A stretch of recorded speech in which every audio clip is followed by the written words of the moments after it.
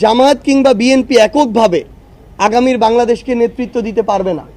এই জায়গায় এনসিপির এবং তরুণ প্রজন্মের গুরুত্বপূর্ণ অংশগ্রহণ আবশ্যক।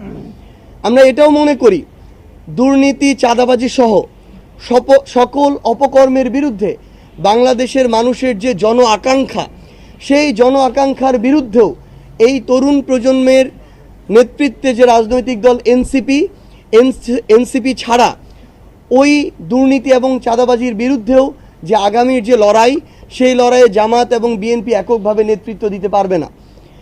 পাশাপাশি এতদিন ধরে আমরা দেখে এসেছি কিন্তু যে বিগত সময়ে বিএনপি কখনো তাদের জায়গা থেকে এককভাবে বাংলাদেশে রাজনৈতিক দল হিসেবে, সরকারি দল হিসেবে জনগণের প্রতিনিধিত্ব করেনি। আবার জামায়াতও বৃহৎ একটা জনগোষ্ঠীর প্রতিনিধিত্ব কখনোই সংসদে করেনি। সেই জায়গায় আগামীর বাংলাদেশের সংসদের স্থিতিশীলতা এবং সকল ধরনের অপশক্তির সাথে লড়াইয়ের জন্য আগামীর সংসদে এনসিপির এবং তরুণ প্রজন্মের বড় সংখ্যক একটা প্রতিনিধিত্ব আমরা আবশ্যক মনে করি।